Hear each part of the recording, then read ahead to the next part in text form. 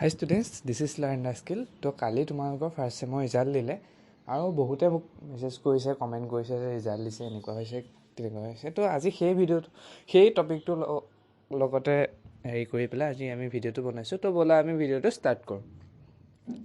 তো first ছেমৰ result দিলে, বহুতৰ ভাল হৈছে ৰিজাল্ট।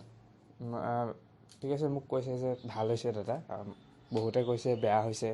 তো আজি সেইখিনিয়ে পাতিম যে বেগ আহিছে, 2টা 3টা 4টা বেগ আহিছে, কিছুমানে 5টালৈকেও আহিছে বেগ, চাগে 5টা পোৱা নাই বাৰু, 4টালৈকে কৈছে মোক যে 4টা বেগ আহিছে দাদা, কি কৰিম, ইয়েৰ লছ হৈ যাব নেকি?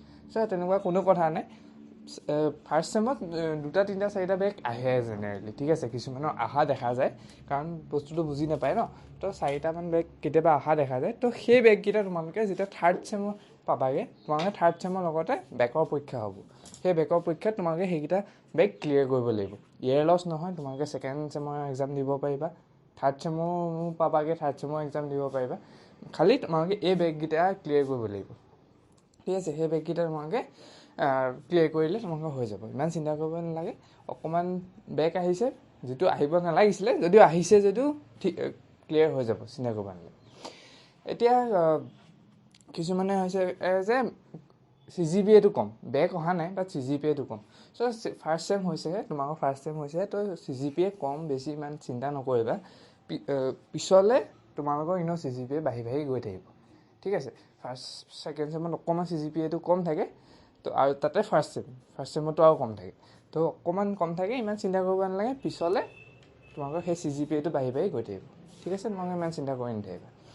আৰু এতিয়া নেক্সট কি হ'ব, নেক্সট মানে মই তোমালোকক এইটোৱে ক'ম যে ফাৰ্ষ্ট ছেম যিটো হ'ল ছেকেণ্ড ছেমৰ ৰুটিন দিয়া নাই, নিয়েৰলি 10 days মান আছে তোমালোকৰ হাতত, 10 to 12 days ইমানমান।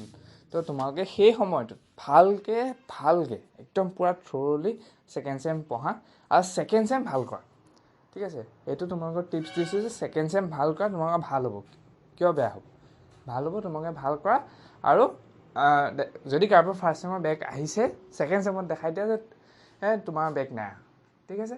তো ইমান টেনশ্যন ল'ব নালাগে। অকণমান মুডটো বেয়া হ'ব পাৰে, ঠিক আছে, সেইটো মিছা নকওঁ, অকণমান মুডটো বেয়া হ'ব পাৰে, বাট ইটছ অ'কে। বেগ আহে, পিছত ক্লিয়াৰো হৈ যাব, বাট বেগটো তুমি ক্লিয়াৰ কৰিব লাগিব। লাইক ছেকেণ্ড ছেমিষ্টাৰ শেষ হোৱাৰ পিছতে তুমি থাৰ্ড ছেমৰ মানে যিটো জুলাই মাহ পাবা ন, সেই জুলাই মাহত তুমি যাতে বেকৰ যি বেগ আহিছে তাৰ তোমাৰ যি নোটছ নাই সেইখিনি বনাবলৈ ষ্টাৰ্ট কৰা, ঠিক আছে। তেতিয়া তোমালোকৰ ক্লিয়াৰ হৈ যাব। আৰু যোন বেগ অহা নাই তেওঁলোককো মই ক'ব বিচাৰোঁ যে তোমালোকৰ ফাৰ্ষ্ট ছেমতহে অহা নাই, তো ছেকেণ্ড ছেমত যাতে নাহে। তোমালোকে যি প্ৰচেছত ফাৰ্ষ্ট ছেমৰ কাৰণে পঢ়িছিলা সেই প্ৰচেছতো ছেকেণ্ড ছেমৰ কাৰণে পঢ়া, সেই ডেডিকেশ্যনটো শেষলৈকে থাকা, তোমালোকৰ ভাল হ'ব, ঠিক আছে। আৰু ছেকেণ্ড ছেমৰ কেনেকৈ প্ৰিপেৰেশ্যন কৰিবা মই আগতে এটা ভিডিঅ' বনাই থৈছোঁ, সেই ভিডিঅ'টো তোমালোকে চোৱা, ঠিক আছে। আৰু যদি কুৱেশ্যন পেপাৰ লাগে মোক মেইল কৰি দিবা ছেকেণ্ড ছেমৰ কাৰণে। তো ঠিক আছে, আজি ভিডিঅ'টো ইমানেই আছিলে, ইমান চিন্তা কৰি থাকিব কোনো কথা নাই, ফাৰ্ষ্ট টাইম হৈছেহে, একো নাই, ঠিক আছে। তো ঠিক আছে, আজি ভিডিঅ'টো ইমানলৈ আছিলে। কিবা সুধিব থকা থাকিলে সুধি ল'বা। Thank you so' much.